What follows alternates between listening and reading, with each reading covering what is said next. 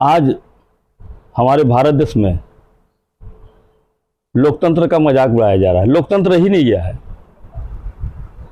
आज जब हमारे संसद में राहुल गांधी, प्रधानमंत्री नरेंद्र मोदी और अदानी का क्या रिश्ता है पूछा जाता है, तो राहुल गांधी का के ऊपर मानहानि का मुकदमा दायर कर दिया जाता है। आपको बता देता हूं कि हमारे खड़गे जी भी संसद में बोलते हैं तो उनका आवाज को दबा दिया जाता है। राहुल गांधी जो बोलते हैं उनके बोलने को भी दबा दिया जाता है। क्या यही लोकतंत्र है? आज जितने हमारे महापुरुष देश को आज़ाद करने में महात्मा गांधी, आपके सरदार भाई पटेल, मौलाना इनकलाब आज़ाद, नेहरू जी, इंदिरा गांधी, इसी दिन देखने के लिए हम लोग भारत को स्वतंत्र किए थे।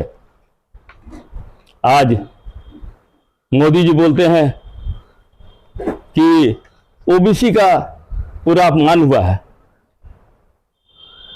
केवल मोदी जी ओबीसी में है, पूरा देश में केवल उन्हीं लोग, 3-4 लोग, हम लोग नहीं हैं ओबीसी में।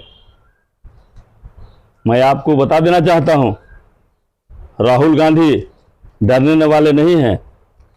भाजपा को हम लोग पूरे देश से हटाना है। ये जिस प्रकार नरेंद्र मोदी सभी देश में चुन चुन के राज्यपाल नियुक्त कर रहे हैं और मनमानी पूरा जो हमारे जहां कांग्रेस की सरकार है वहां उसका फायदा उठा रहे हैं। मैं तो कहता हूं मोदी जी को, प्रिय मोदी जी को, कि आप ऐसा कीजिए कि कांग्रेस को पूरा हटा दिए देश से। हर जगह अपना मुख्यमंत्री नियुक्त कर दीजिए और राज्यपाल के सहमति पे पूरा देश को चलवाइए। ये दुर्भाग्य है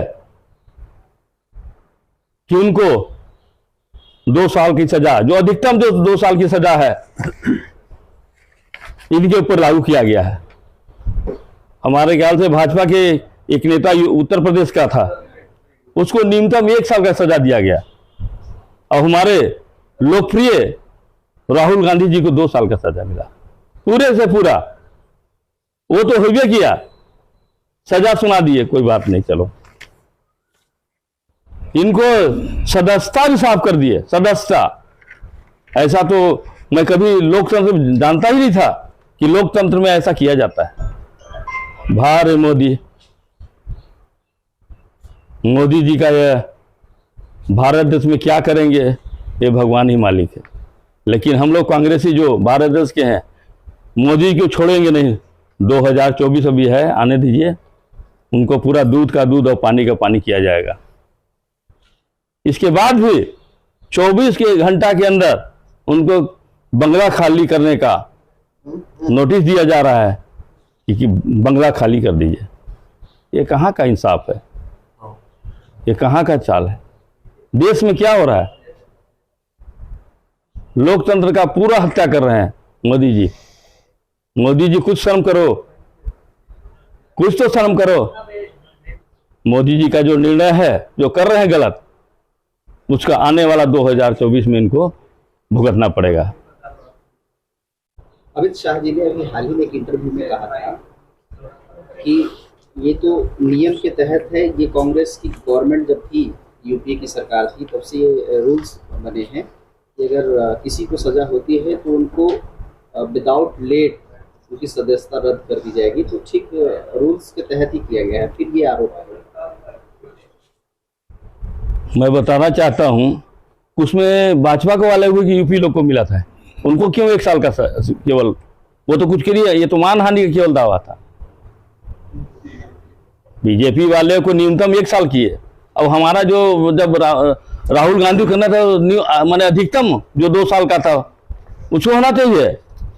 प्यारे लड़का हमारे प्रधानमंत्री का वो कैंडिडेट है, वो चाहते हैं कि हम पूरा इनको हटा दें। तो शाह जी का तो कहना है कि वो कानूनी प्रक्रिया है, न्यायिक व्यवस्था है, उसमें सरकार की क्या हस्तक्षेप? ठीक है, हम लोग कोर्ट में लगाए हैं, कोर्ट में इस प्रकरण को लगाए हैं कि आखिर इसका क्या निर्णय होना चाहिए। फिर अपने जो भाजपा वाले जो फंस रहे हैं अपना, उनमें क्यों नहीं लगा रहे हैं? वो जो भाजपा के लोग फंसे हुए हैं उनको अधिकतम 1 साल का सजा होना चाहिए। और जो हमारे प्रधानमंत्री के, जो हमारे कांग्रेस के जो लीडर हैं, टॉप 10 के लीडर हैं हमारे,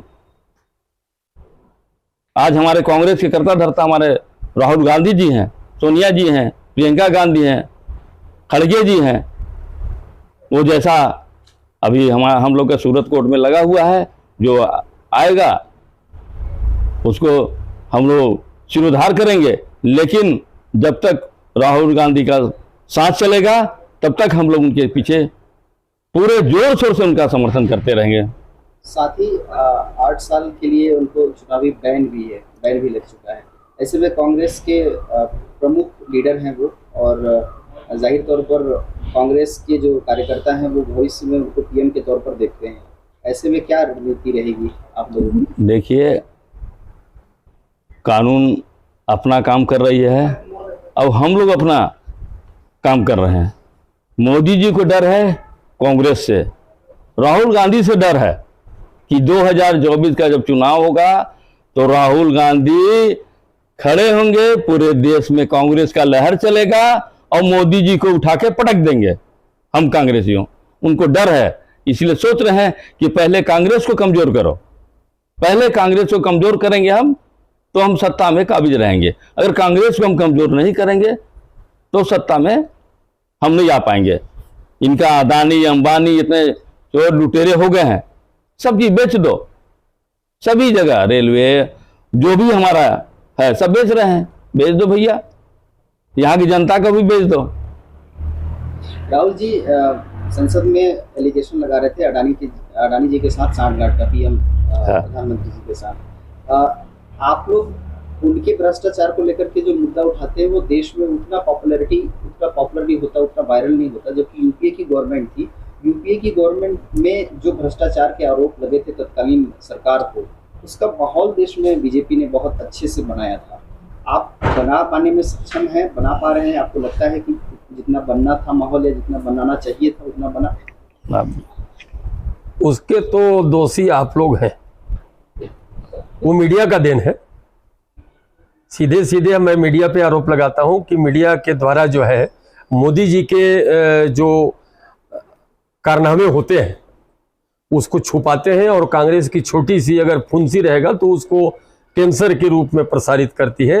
निश्चित तौर से मीडिया का इसमें बहुत बड़ा सहयोग है, जो मोदी जी के पक्ष में ज़्यादा प्रचार, क्योंकि आज आधुनिक युग में मीडिया का जबरदस्त महत्व है। मीडिया चाहे तो किसी को उखाड़ के फेंक दे, मीडिया चाहे तो किसी को ऊपर बढ़ा दे। जैसे शुरू में आप लोग तो जानकारी होगा कि जब स्वर्गीय राजीव गांधी जब प्रधानमंत्री थे, बोफोर्स का जो मुद्दा उठा था, जो बाद में राजीव जी क्लीन चिट पाए गए, लेकिन मीडिया उसको, रामनाथ गोयनका इंडिया टुडे के बहुत बड़े पत्रकार थे, उनके द्वारा इसको जबरदस्त विश्वनाथ प्रताप सिंह से मिलके आवाज़ उठाया गया था, और उसका दुष्परिणाम हुआ कि हम लोगों को सत्ता से बाहर होना पड़ा। तो मीडिया का है इसमें निश्चित तौर से कि हम लोगों की जो आवाज़ है, आप लोग उतना हम लोगों का समर्थन नहीं करते हैं, इसलिए हम लोग उनका मुकाबला आम जनता तक नहीं कर पा रहे हैं। अच्छा, बहुत अहम बात आपने कही, क्योंकि मीडिया हाउस के ऊपर भी आप कांग्रेस कहीं ना कहीं उठाती रहती है कि मीडिया हाउस पर पूरा कंट्रोल है मोदी सरकार का। ऐसे में 23 और चूंकि छत्तीसगढ़ में 23 में चुनाव है और 24 में पूरे देश में चुनाव है, लोकसभा का चुनाव है, क्या रणनीति होगी? फिर आप बैक पे बैक चले जा रहे हैं, आप मीडिया हाउस आपका समर्थन नहीं करे, फिर आप जनता तक उन मुद्दों को पहुंचाएंगे कैसे? अभी हमने भारत जोड़ो यात्रा किया, कन्याकुमारी से कश्मीर तक किया, और हमारी पॉपुलैरिटी देख के मीडिया ने भी हमारा साथ दिया उसमें, और इसी पॉपुलैरिटी का परिणाम है कि राहुल गांधी जी को संसद में बोलने नहीं दिया गया।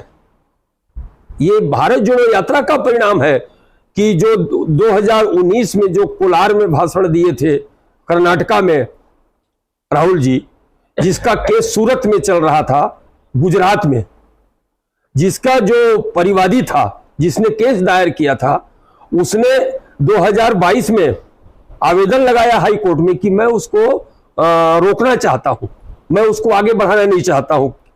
और जैसे ही संसद में अडानी और मोदी जी के संबंध के बारे में राहुल जी ने आवाज उठाया कि इनके संबंध क्या है, जब जब मोदी जी विदेश में जाते हैं तो अडानी इनके साथ जाते हैं। यही तो पूछा था उन्होंने कि हमको आप संबंध बता दीजिए ना कि आपका संबंध क्या है। और जो विदेशों में आपने 20,000 करोड़ जो सेल कंपनियों में पैसा लगाया अडानी जी ने, उसी को तो पूछा उन्होंने कि ये पैसा आपका पास आया कहां से, और उसमें कौन कौन शामिल है उस कंपनी में। उस कंपनी में एक चीनी नागरिक भी है। तो इसी बात को लेकर के ये पचा नहीं पाए भाजपा के लोग, नरेंद्र मोदी जी नहीं पचा पाए, और उन्होंने संसद में इनको भाषण देने से रोक दिया। और इसी आनंद फानन में वहां जो भी बात होता था इनके माइक को म्यूट कर दिया जाता था। ये प्रजातंत्र की हत्या है। जब संसद में नहीं कोई बोल पाएगा, चुना हुआ प्रतिनिधि संसद में नहीं बोल पाएगा, इन लोग आवाज उठाते थे। पहली बार देश में हुआ है कि सत्ता पक्ष के लोग संसद की कार्यवाही नहीं चलने दिए। ये इतिहास है, आज तक कभी भी ऐसा नहीं हुआ कि सत्ता पक्ष के लोग संसद की कार्यवाही को रोका हो। ये पहली बार है ये मोदी जी के राज में कि संसद की कार्यवाही सत्ता पक्ष के लोगों ने रोका, क्योंकि राहुल जी अपनी बातों को रखना चाहते थे। आप एक तरफ बोलते हो कि आप माफी मांगो, अरे भाई माफी हम मांगेंगे कि नहीं मांगेंगे, लेकिन हमारी बात तो सुनो, हमारी बात को देश में तो जाने दो कि हमने क्या कहा था। हम संसद सदस्य, हम संसद में पेश करेंगे। लेकिन कहीं ना कहीं ये कहा जाता है, बीजेपी की तरफ से फीडबैक आए थे कि ये मामला इतना बड़ा नहीं होता अगर राहुल जी माफी मांग लेते, तो कहीं ना कहीं उन्होंने माफी मांगने से इनकार किया और इसीलिए खामियाजा भुगतनी। नहीं तो हम माफी किस चीज का मांगेंगे? हमने कोई देश के प्रति गलती तो किया नहीं, हमने माफी मांगने की हमको जरूरत पड़ी, हम क्यों माफी मांगेंगे? हम अपनी बात को रखेंगे। हम संसद सदस्य हैं, हम इतने बड़े राष्ट्रीय कांग्रेस के जो है पूर्व अध्यक्ष है, लीडर है, पूरा राष्ट्रीय लीडर रहे हैं, तो वो बोले कि हम अपनी बात को हम संसद में रखेंगे, हम माफी क्यों मांगेंगे? माफी मांगने वाली तो बात ही नहीं है। हमने कोई गलत वक्तव्य दिया ही नहीं है। हमने कहा क्या था विदेशों में कि भारत में प्रजातंत्र समाप्त हो गया है। ये प्रजातंत्र समाप्त नहीं थी, इसका और क्या उदाहरण हो सकता है? ये विदेश में बोलना जरूरी था क्या? नहीं, विदेश में देखिए आजकल ग्लोबल पूरा हो गया है, पूरा विश्व एक हो गया है। अब आप उसको बांध के नहीं रख सकते, क्योंकि आज के परिप्रेक्ष्य में आप विश्व को एक रूपता में रखना पड़ेगा। अगर आपकी अपनी प्रसिद्धि रखनी है, अगर कोई भारत में इस तरह का तानाशाह है, तो हम निश्चित तौर से हम विदेशों में भी, क्योंकि मानव समुदाय सब एक है, कोई भी अगर तानाशाह होता है तो उसका असर दूसरे जगह भी पड़ता है। तो हम विदेश में भी बात क्यों नहीं कर सकते हैं? हम अपनी बात को मीडिया में क्यों नहीं ला सकते हैं? एक और सवाल है, भारत भावनाओं का देश है और बीजेपी कहीं नहीं भारतीय भावनाओं को लाकर सामने पटल पर रखता है, जिससे उनको जन समर्थन प्राप्त होता है। इस ओर पे कांग्रेस किस तरह से पहल करेगी? देखिए कांग्रेस भारत राष्ट्र को लेकर चलता है। हमारी जो संस्कृति है या जो हमारा रूल रेगुलेशन है कांग्रेस की, पूरे भारत को एकीकरण करके, क्योंकि देश को आजाद करने में कोई एक वर्ग ने उसका पूरा सहयोग नहीं माना जा सकता। इस देश को आजाद करने में भारत के हर वर्ग के लोग, चाहे हिंदू हो, मुस्लिम हो, सिख हो, ईसाई हो, सारे लोगों ने मिलकर देश को आजाद किया था। हमारा भारत का संविधान भी यही कहता है कि पूरा भारतवर्ष एक है। यह है कि वोट की राजनीति के कारण वो अपनी भावनाओं को लोगों में फ्रैक्शन पैदा करते हैं। हम सत्ता में आए या ना आए, लेकिन हम भारत के लोगों को आपस में लड़ना पसंद नहीं करेंगे। हम जातिवाद नहीं करेंगे, हम हिंदू मुस्लिम वाद नहीं करेंगे। ये हमारे संस्कृति में नहीं है, ना ये हमारे संविधान में है।